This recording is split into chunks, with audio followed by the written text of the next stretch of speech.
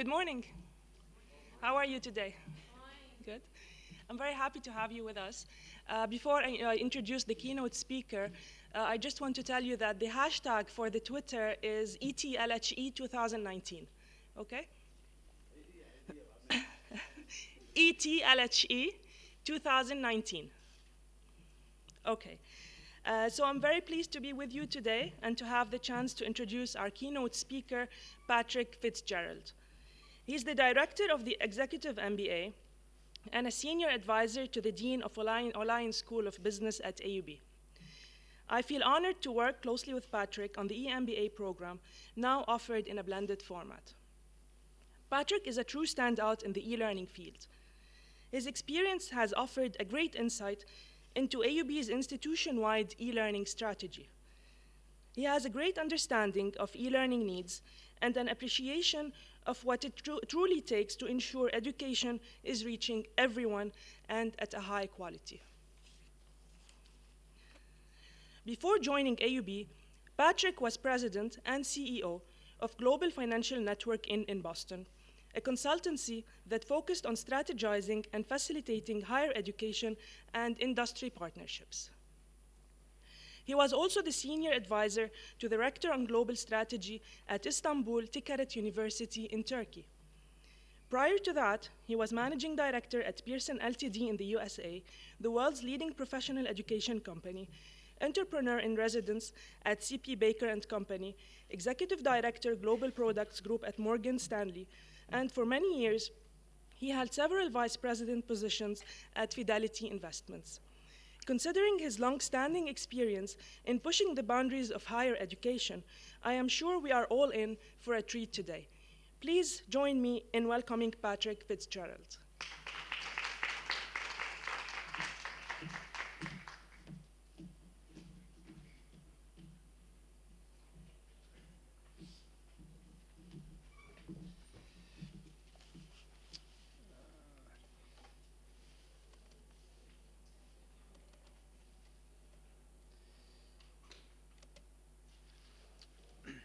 Thank you, Rayon, for those kind words. I greatly appreciate it. I never knew I did so many things in my life, but thank you very much. I appreciate it. Good morning, everyone. I guess I'm going to jump right in and get started with a few prepared remarks, and then we're going to walk through a little bit of a case study towards the second half of my comments. So with that, I'll begin. With the convergence of disruptive technologies, including artificial intelligence, robotics, and nanotechnology, the exponential shift that the fourth industrial revolution brings is altering almost every industry in the world. No part of society will be left untouched, including the education and workforce development sector's role in preparing people for the future of work.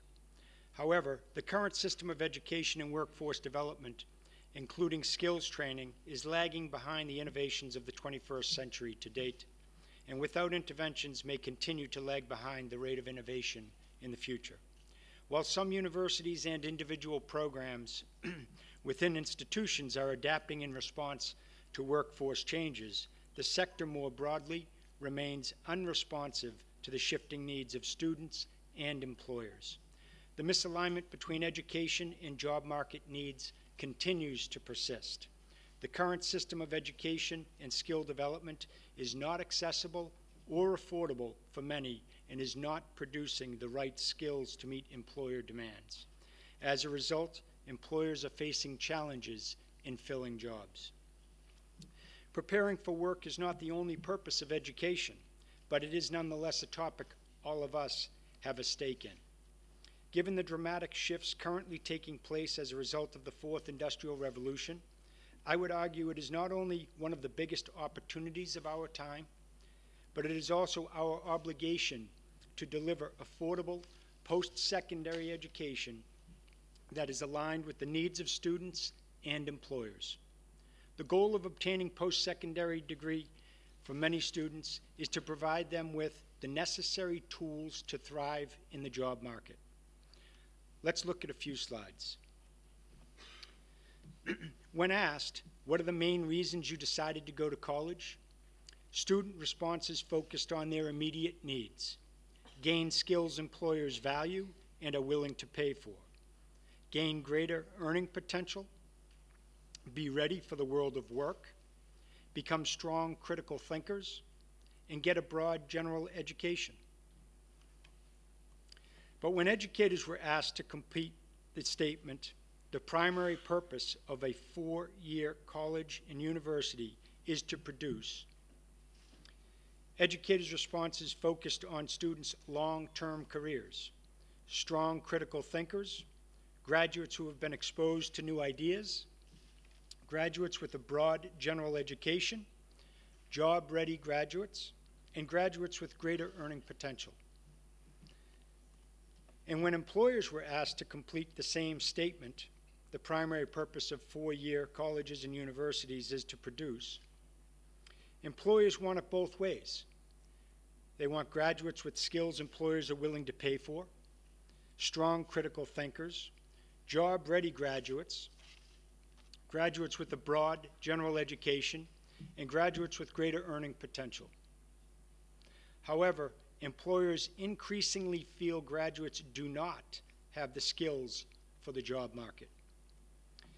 Employers, when asked, do students have the necessary skills to thrive in the workforce, only 11% strongly agree that students have the vital skills for the job market, compared to 96% of chief academic officers who believe their institutions were either somewhat or very effective at providing the necessary skills to students.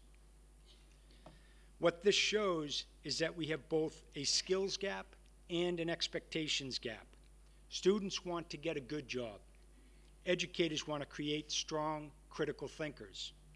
Employers want to hire job-ready graduates who are strong, critical thinkers. Higher education must redefine its value proposition for students and employers. Having a post-secondary education is rapidly becoming the rule, not the exception. Universities need to provide students with the skills and knowledge they need for a very different future. Increasingly, programs should be developed with the needs of the job market in mind, while also building upon the skills sought by employers in the moment and the soft skills that will endure and transcend jobs.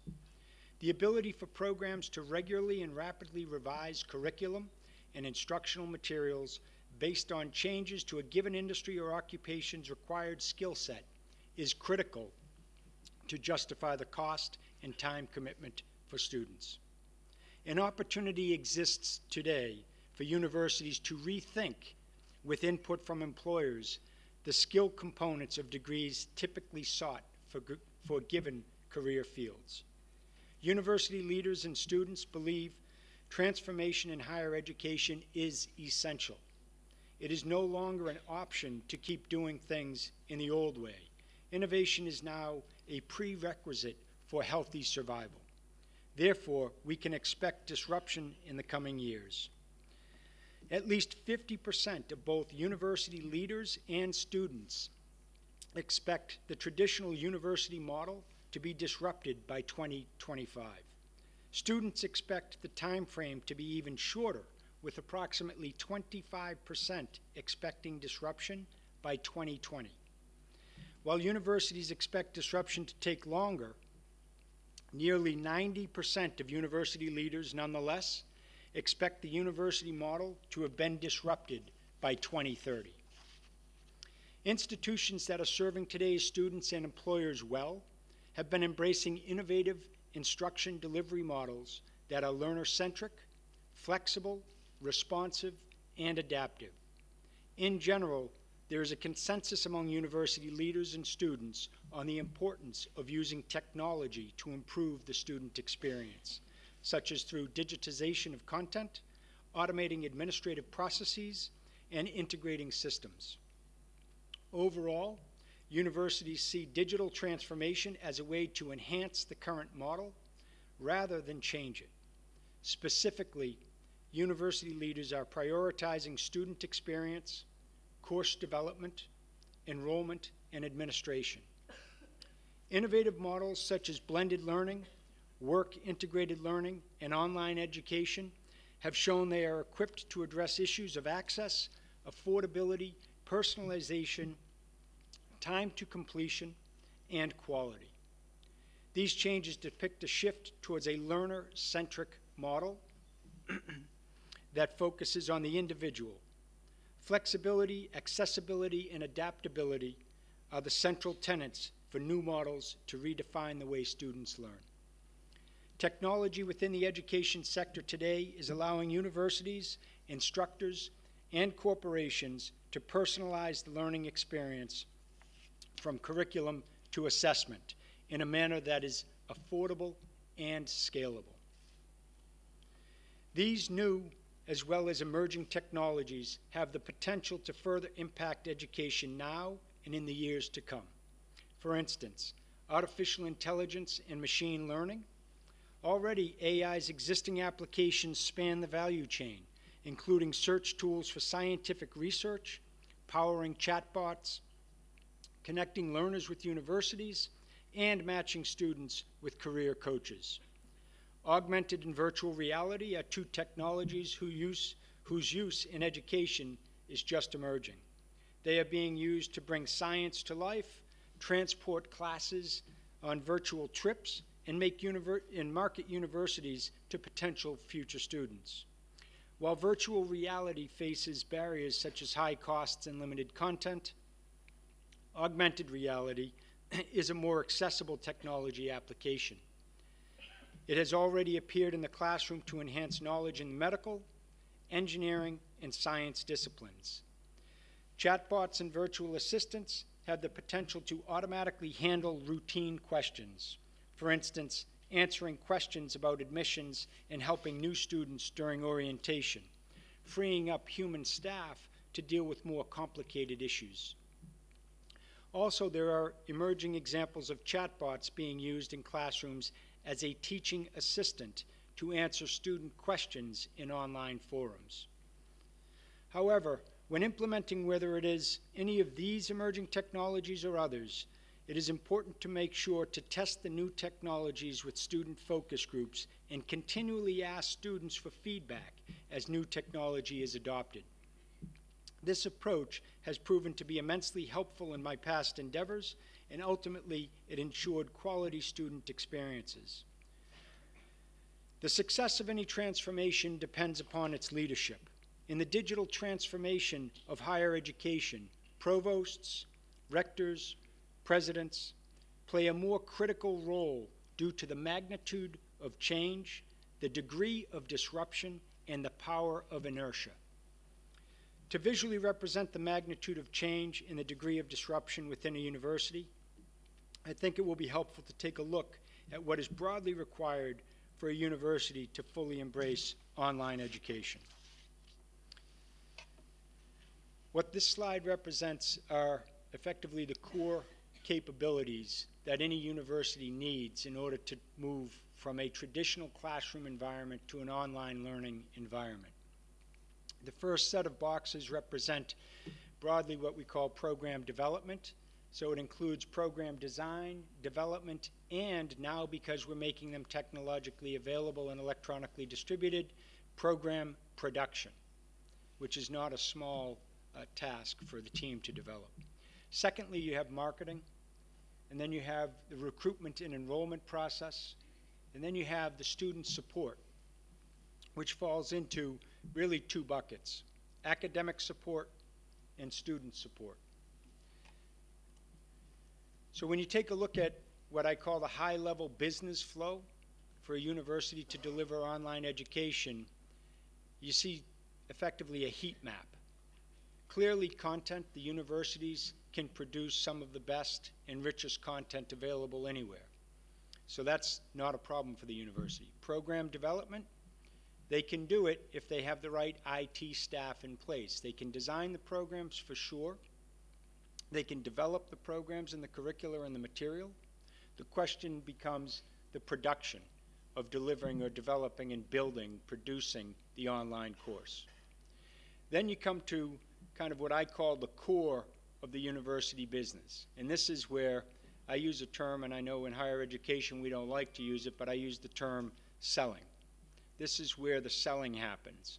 And truly, we are in an environment today in higher education where we must sell our courses and our programs because of new entrants into the education space, additional universities, new universities coming online, for-profit training companies that are offering job-focused credentials. So it's becoming an increasingly more competitive space. But under marketing, universities are notoriously bad for marketing. And then you have lead nurturing once people show interest in your programs, to nurture those leads and to encourage them to ask more questions and provide more information to them. And then you have the enrollment in the tuition collection process. This is really the selling of the programs to the students. And then lastly, you have in this core engine room, if you will, post-enrollment support.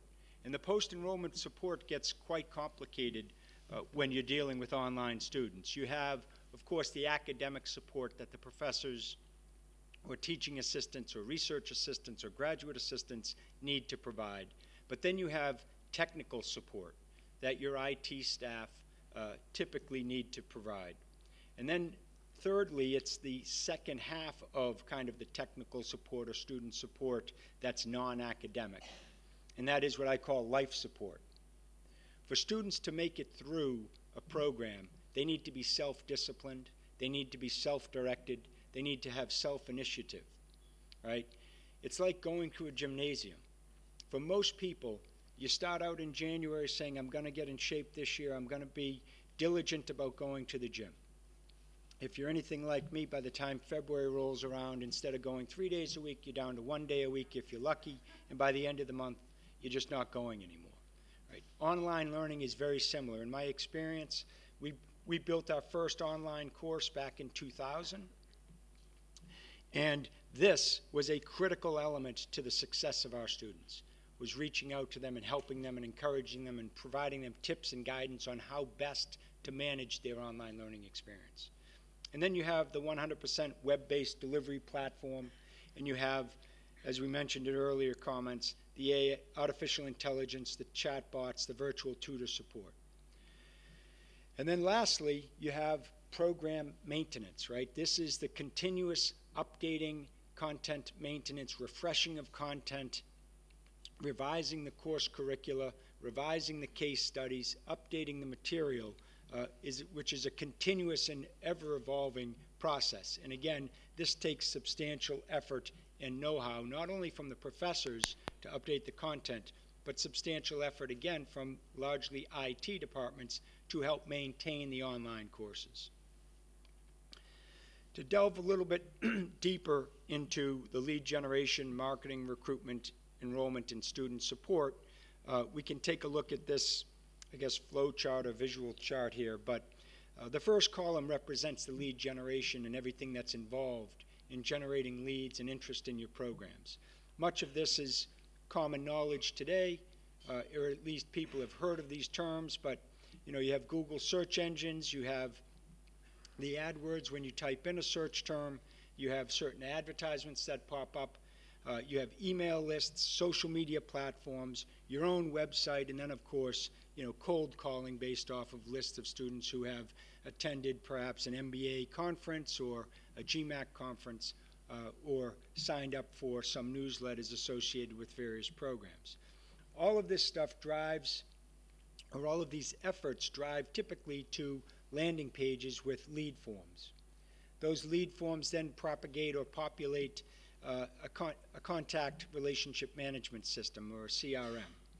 And then typically that system talks to an email platform for automated email communications. But I will say that it's not sufficient to rely on the email communications to your prospects and your leads, because again, the competing industry, the competing marketplace, increased competition. These programs really are sold, they're not bought. If you're not talking to your leads and you're not encouraging them about the benefits of the program in your university, somebody else is, and the chances are high that they will go to the other institution. So When leads are created, it's incredibly important to follow up with them quickly. And what I'm about to say might sound ridiculous, but it comes from, the data point comes from a study that was conducted by MIT.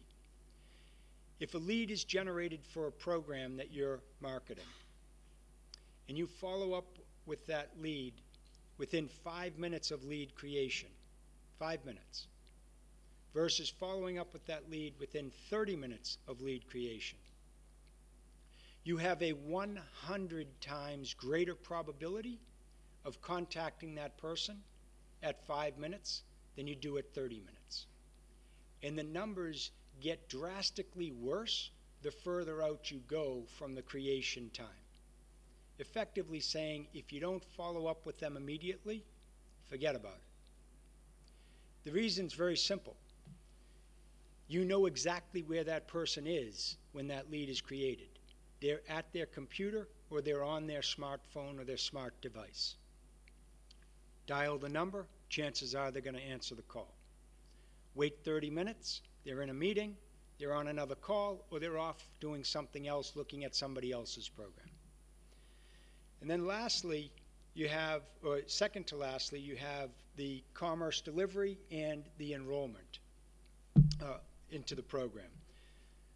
To make it streamlined and to make it easy for students and participants to enroll in programs, it's highly important to fully integrate the collection of the tuition with the delivery platform. So effectively, it's making it a seamless journey for participants and students from lead creation through enrollment, through delivery of the course online, all the way through to student support. And this might sound silly. We talked about outbound regular check-ins where you call out and check in with the participants. The students call inbound. But also one of the things that universities lose sight of very quickly or just never think of is book fulfillment. We take it for granted that when students show up to our campuses, they can walk up the hill, walk into the bookstore, and purchase the books that they need. But when the student's 10,000 miles away, what are they doing? So how are you addressing that problem, or how are you addressing that for the student? Again, it's about the student experience and making it convenient and easy for them to access their education, the full educational experience. So I already touched upon this, but the top part of the middle section of the slide, it talks about the email marketing process, where you have an automated email platform, and based on time triggers typically, or based on particular actions that a lead takes on your website, automated communications go out to them. But also, at the same time, you have, I've called it a telesales process, and again, I don't like to use the term selling in education, but truly it is what it is, right? We are selling the education to prospects. That has to go on hand in glove at the same time as the automated email process in order for this system to be effective. So this is a more detailed look at the recruitment and enrollment process. You have a number of things that are going on. You have inbound calls coming in that are queues. Some of them might be technical issues. Some of them might be questions about the program. Whatever the case may be, you need to triage those calls. They need to be then funneled or directed to the right people internally so that they can quickly address the questions of the client. And then you have incoming calls that might be a new lead, and then you have lead form completions that also generate new leads. And so from there, you're sending an email, not only automated, but personal email from your recruitment advisor or education advisor, and then the selling begins. You have follow-up calls. Did you win the enrollment? Great. If you didn't, are they still warm? You label them yes or no. Maybe you label them a degree of warmth. Are they warm, ready to be called? Are they hot, they're ready to make a decision? And so all of these things need to be taken into consideration as you're working with these leads. And then once you enroll them in the program, they become a student, of course. And so then the student support process begins. Typically, most online programs will reach out to a student participant within 14 days of starting their program. We set it exactly at 14 days. It gives the student enough time to engage in the program, begin their studies, begin their learning experience, and get a feel for the platform. But it's important to check in with them early, because you need to ensure a good, enjoyable experience. There's nothing worse than thinking technology should be doing one thing, and it's not, but yet it's working perfectly correctly. It's just that we, the user, are anticipating it to do something different. So checking in with them early is vitally important. And then second check-in typically happens about 90 days into the program, and then there's continuous follow-up and support, again, by academic or participant coaches, if you will, not the professors, not the research assistants, but a support staff, again, guiding them and encouraging the participants on the best way to manage their time and make it through the program. And for those people who actually don't complete the programs in the allotted time or in the subscription period, however you want to define it, is this set of pink boxes down below.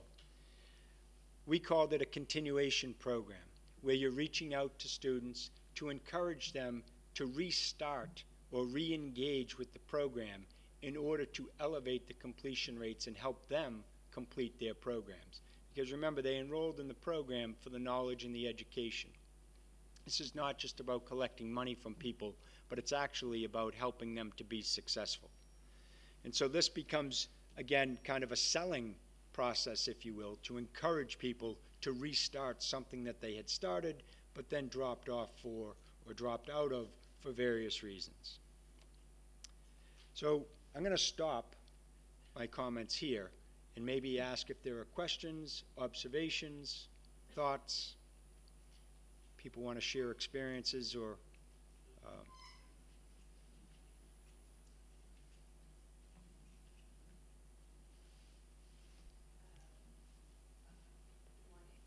Good morning. Everything you just said rings true to us. We've been working on exactly what you mentioned. The question that I have, thank you. The question that I have is, do you see this kind of change happening from the bottom up? Could it even happen from the bottom up? Or do you see this change that you're envisioning has to come from the top down? When you say this thing, are you talking about this whole process, this No, large-scale process, or like just a move towards? A move towards this kind of education. Yeah. So at a university, we work at a college of business. Yes. And we were doing exactly that, but we are hitting a lot of roadblocks. And we, I mean, we're trying really hard, but I think that there has to be some support coming from the top down. So I don't know your take on that. Is it possible? So I would agree with your last comment that there needs to be substantial support from the top down because of the magnitude of change, and the amount of disruption within the organization, within the university. And typically, universities are much like giant or global financial services companies. They move very, very slowly, right? For good reason. But I think you have an opportunity to find or identify or kind of ferret out a few champions within the organization, because within every university there are a few professors who are early adopters of this technology. Within your university, they're early adopters, maybe not early adopters in the whole life cycle of the industry, but within your university. And those are the people that you want to start working with early, because as they demonstrate success, right, it's just like sports. Good play breeds better play from others. And as your professors show success, it's going to become contagious. It'll spread within the department, and then it'll go from that department to the next department, and all of a sudden you'll have a core group of professors who are, one, really enjoying the experience, two, demonstrating that it actually frees up time for them once they've built their program to do more research, to write more articles, to publish more work, and then thirdly, to demonstrate that from the feedback from the students, that the students really enjoy the additional engagement and the flexibility of learning that it provides to them. So you can get there, right? But I would suggest your best approach is working with the top and working with the professors, right? So not necessarily, it's not the bottom of the organization, but it's still at the top. But you have the administration, and then you have the handful of professors.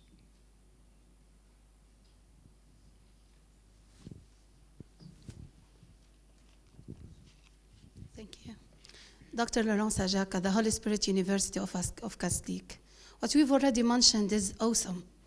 But aren't we often taken aback with what seems like a radical and shiny new innovation that we are blinded from the long-term ramifications of what could be?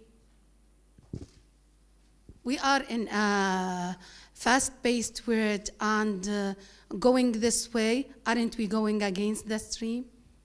Is it applicable what you've already mentioned in the MENA region? Are we capable to implement it at the level of all the universities in the MENA region? Thank you. Sure. What we're talking about here, I personally believe has no geographic boundaries in terms of ability or capability to implement. For sure, higher education commissions, regulatory bodies that govern education within countries will have a say in how much of a program or how much of a degree can be brought online or delivered wholly online. But aside from the regulators weighing in on what can be done or what is acceptable from their perspective, there's nothing to prevent universities from doing this. And in fact, within the MENA region, in Kuwait, in Abu Dhabi, in Dubai, I just heard this morning, in those 3 countries alone, the governments are investing heavily in trying to help organizations and universities and primary schools move curricula online. And in one of those countries, I forget which one it was, but they were talking about homeschooling and the push towards moving academic curricula, making it available online for those people who choose to homeschool their children. So absolutely, I think there's potential for online learning and online education to be adopted more widely, more broadly within the MENA region. Would you think that it would be accessible for everybody in the short run? Well, that's one of the beautiful things about online education is that you can make it economically accessible to everybody. The cost of delivery can come down substantially, right? The question becomes in my mind, it becomes, do the programs that are priced lower offer the same credential or certification or diploma that the high-priced traditional classroom programs on campus experiences offer? Meaning, if you're going to charge almost nothing for, I don't know, pick a diploma, pick a degree, marketing, for instance, online, and make it available around the world for those less fortunate and those unable to travel long distances and go to campus and live on campus and whatnot and pay the high prices. The question is it the exact same diploma, or is it offered in partnership somehow, some way? I don't know the answer to that question, but that's more of a business question for the universities to address. But certainly the cost of delivery is much less. Excuse me, one last Sorry, question. I'm sorry, I didn't see you. First, thank you so much for a very interesting and thought-provoking talk. My question is, do you think the challenges are actually just systematic in the sense of it's about the systems being established here and nowadays, or do you think there are other challenges related to how our brain works, how skills are transferred, and how we function as human beings in general? That's a great question. Thank you for that question, because it reminds me of a comment that I was intending to make earlier. One of the real benefits of online learning is that you can address typically the three main styles of learning: auditory, visual, and kinesthetic, all within the same programs, right? By providing different levels of interactivity, different types of engagement, different types of practice within the online courseware. And so in many ways, it's actually an incentive to move courseware online, because you can actually deliver a more effective learning experience to students. I talked a lot about systems and the technologies to bring courseware online, to deliver education online. We didn't really talk about the benefits embedded in such efforts, but I think you touched on it by that question. Okay, so you can customize, but again, the skills part. So is this doable online, for example? Skills? Yeah. Yes. So it's not new. It's, I guess, being talked about more today than it was 20 years ago. But the adaptive engines, the adaptive technologies allow you to enforce or demand mastery of content and concepts and topics before allowing the students to progress further into the programs, by driving students back to content in different formats to reinforce those concepts and topics, whether it be to videos, case studies, additional practice problems, right, audio files, whatever the case may be, until they show mastery, however you determine mastery. Maybe it's based on a particular score on a set of work problems assigned. So yes, in my opinion, you can ensure mastery of skills.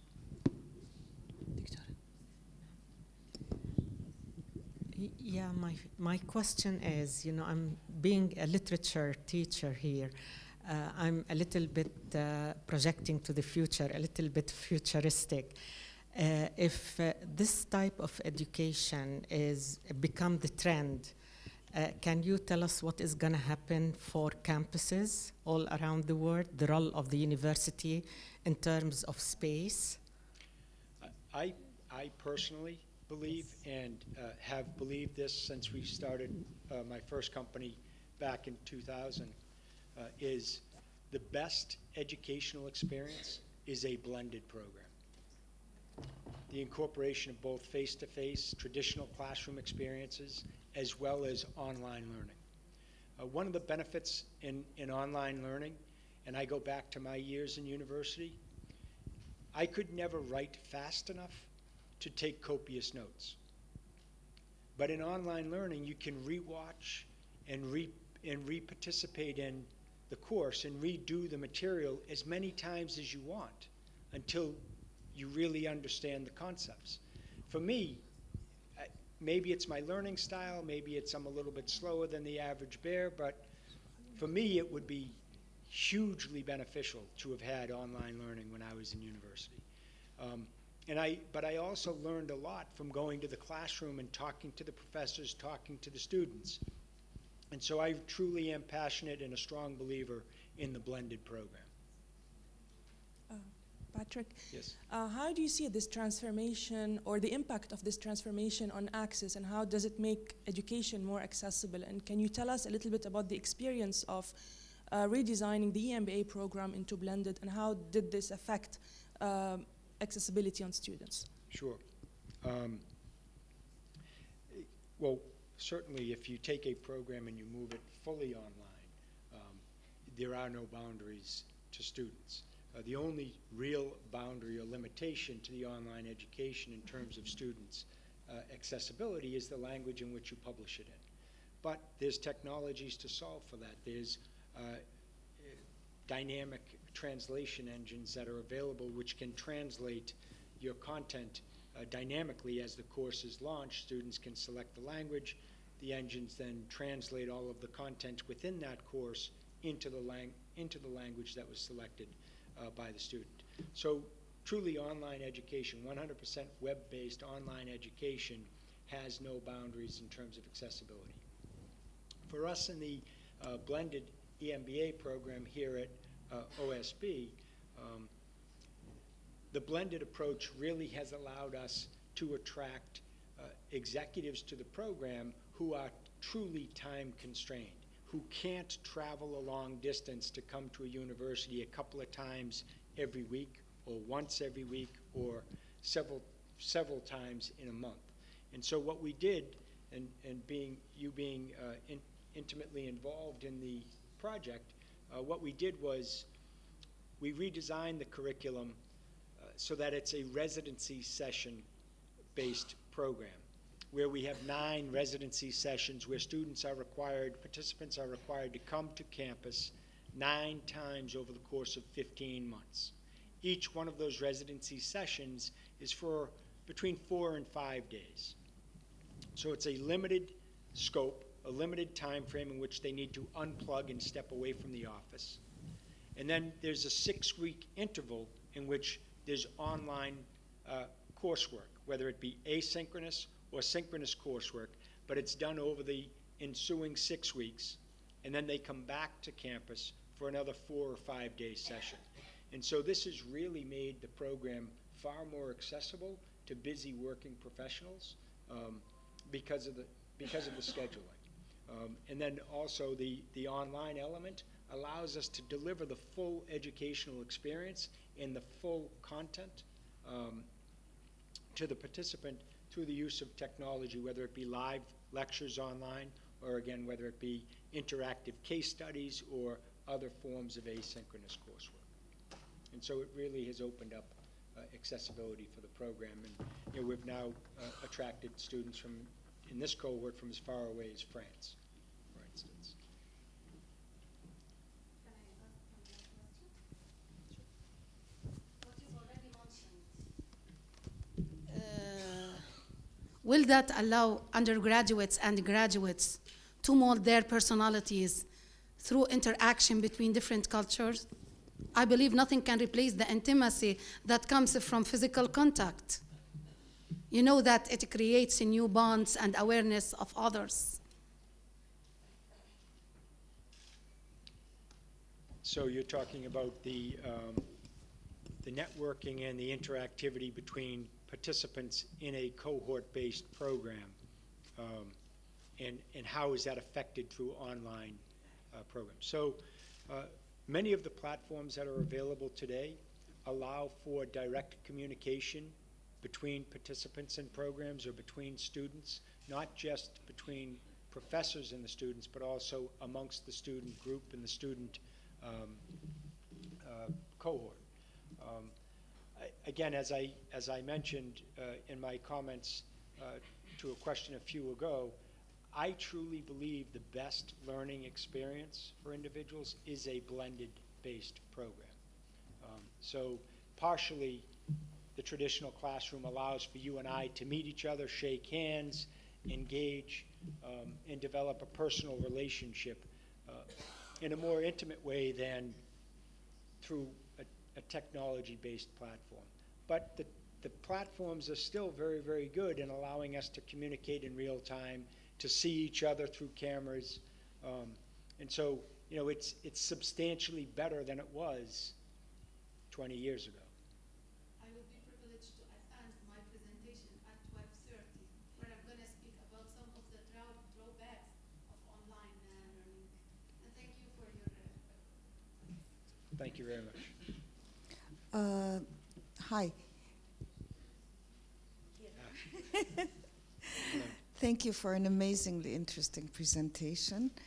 And I'm partially relieved to hear that you are more in favor of blended as opposed to online learning, because I do agree that the extent of personal contact is important, and even, but I'm wondering what, in your opinion, the drawbacks of the corporatization of education and the business model applied to education, what the drawbacks are. I mean, we understand the financial benefit, how we can accommodate many more students and make more profit. But what are what are some drawbacks, in your opinion, to this model? Yeah. So I guess a drawback could be, and I'm not sure that it exists today, but a drawback could be if universities were to work too closely with industry, too closely with corporations, and allow the corporations to almost dictate the curricula, that could become problematic. Because, and in my remarks I mentioned on it, there are certain soft skills, negotiation, leadership, that transcend any job. Doesn't matter what job you're in. You need those skills. You need to be able to personally interact with individuals. And sometimes the soft skills get overlooked in designing curricula or programs for industry. Not always, but sometimes they get overlooked. So that could be a potential drawback. But the benefits, in my opinion, far outweigh the drawbacks. That industry should take a more vested interest in what's being delivered at universities by way of curricula, because it will ultimately improve the product that universities sell to industry. Universities, in my opinion, have two customers. They have students to whom they sell a service, and they have corporations to whom they sell a product. The service is the curricula and the education. The product is the refined, polished professional that comes out on the other end. So, in my opinion, we have two customer bases that we need to tend to and be mindful of at all times. Sure. Yes, good morning. My name is Doris, and I come from the Lebanese University. I'm here. Thank you Yes. very much. I would like to ask about the assessment. If we are going to assess the course, exams and all of these tests that we have during terms or during a year of study, how would it be? Is it going to be online as well? And to what extent is it reliable, the results? Because, they have access to all these information online. And how the assessment would take place, and if it is reliable online or not, and what are the limits of this assessment? Okay. All right, thank you. It's a great question, and it's a question that almost always comes up when I have a conversation about online learning, when that conversation is within a university. Let me start by saying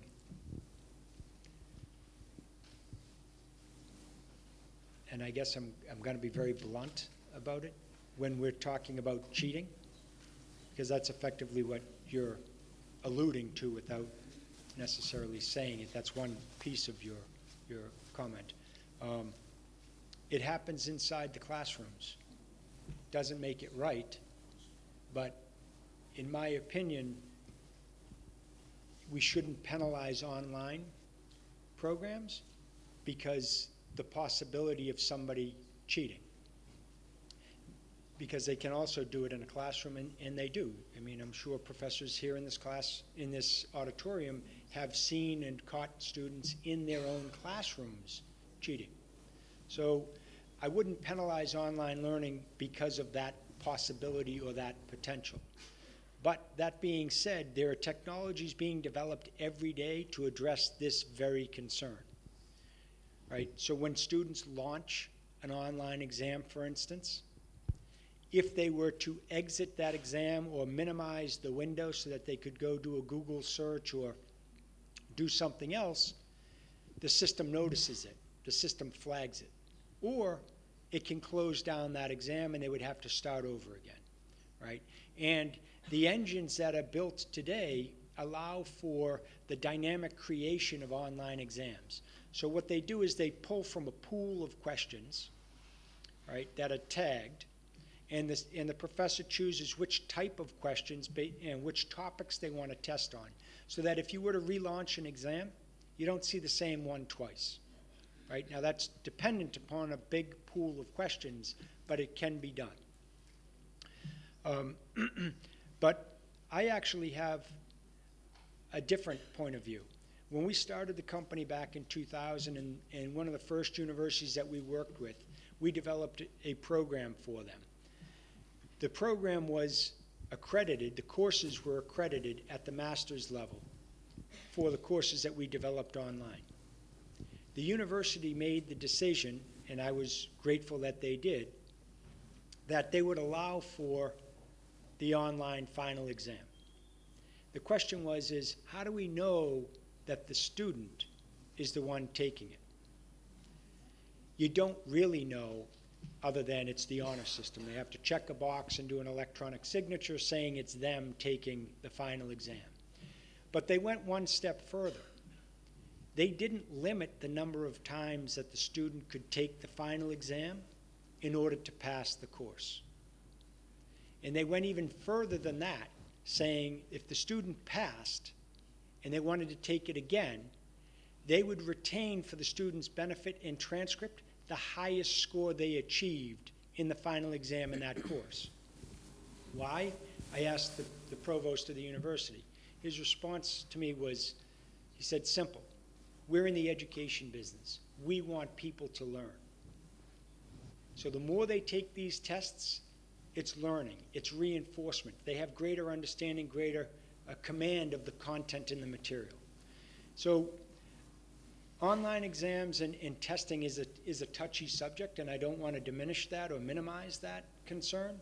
But for me, education is about teaching people and helping them learn and grasp the material and have a real firm understanding of the material that they've gone through. It's not about, for me, a point in time somebody answered 7 out of 10 questions right, or 9 out of 10, or 4 out of 10. It's about helping them learn and encouraging them to continue to try to learn and command the material. I don't know if I answered your question, but. Okay. Hi, Patrick. So I think in the past few years we've seen a lot of universities offer online programs, some with questionable quality. I think in the US we've seen a lot of universities start an online program, and there's questionable quality around that. And we also see universities that are still sort of in the brick and mortar type of culture, like Harvard, MIT, Stanford. They dove into the online environment, but have not necessarily taken on fully online. They've offered open learning, but not necessarily structured online degrees.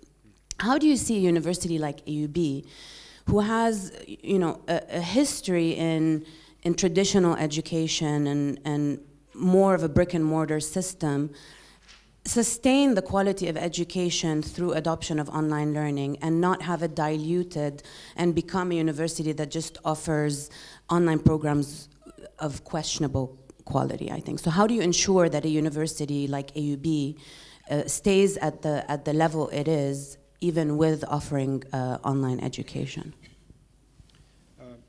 It's a very good question. I think the key driver for ensuring the quality of the online educational experience and the online education itself lies largely in the hands of the professors. Right? If you have quality professors in your classroom who are truly embracing online education and developing the programs with the instructional designers, with the academic IT staff, then they can ensure the quality education and the quality student experience.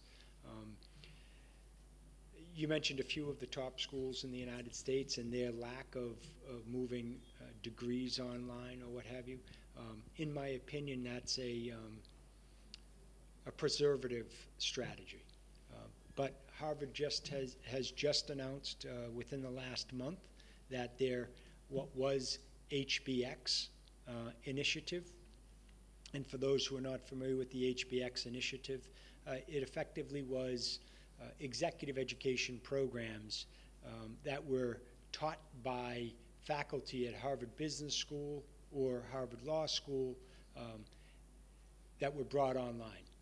The reason that they labeled it HBX was, and the administration even readily acknowledges this, is that they weren't sure how they would be accepted in the marketplace. But today they've done away with the HBX name, and they're running them fully under HBS, Harvard Business School. So what it tells you is that the administration and the professors, the faculty within the university truly believe that the quality of the educational experience that they're delivering to the participant is equivalent to that of an HBS program. So I think it's all dependent upon, largely dependent upon, not 100%, but largely dependent upon the professors partnering with the academic IT staff and the instructional designers to really ensure a quality experience. Thank you. Thank you, Professor Fitzgerald. We'll take the last question. Sure. Hi, my name is Maya. First, I'd like to thank you for the valuable information that you communicated. Second, I'd like to know your opinion concerning students who are enrolled in special education and want to pursue higher education.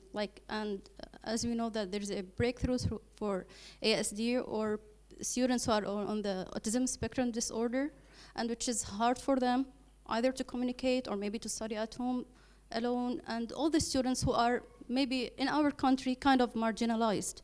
So I'd just like to know your opinion about this case. Sure. Thank you. Not specific to your exact question, but I did have a brief conversation with the gentleman here at breakfast about about individuals being homeschooled, right? And you know, some people look at homeschooling in a positive way. Some people look at homeschooling in kind of a negative way. My first comment to him when he brought up homeschooling was, I think the statistic is 5 out of the last 7 world spelling bee champions were homeschooled, right? Now, there are benefits to homeschooling and there are drawbacks to homeschooling. One of the benefits is that you can control the curricula that's being taught to your child or to your children, right? In terms of the content, the subject matter, and so forth. One of the drawbacks is the lack of social integration and networking and even physical activity, sports or athletics or things of that nature. And so those are some of the drawbacks. But for me, and to answer your question specifically, I believe that online education is a huge benefit to people for a whole host of reasons, particularly those who, one, either can't leave their home or choose not to, and two, those who are prevented from geographic boundaries, right, are not allowed to travel for whatever reason, whatever the case may be. They have access to some of the best education in the world, right? So for me, online education is a huge benefit to answer your question. Excuse me, just one more thing. How does this online distance learning program enable the students to produce? I mean, since when you speak and when you write. Excuse me, we have, because the sessions are going to start in 5 minutes. You can go for them. Thank you very much.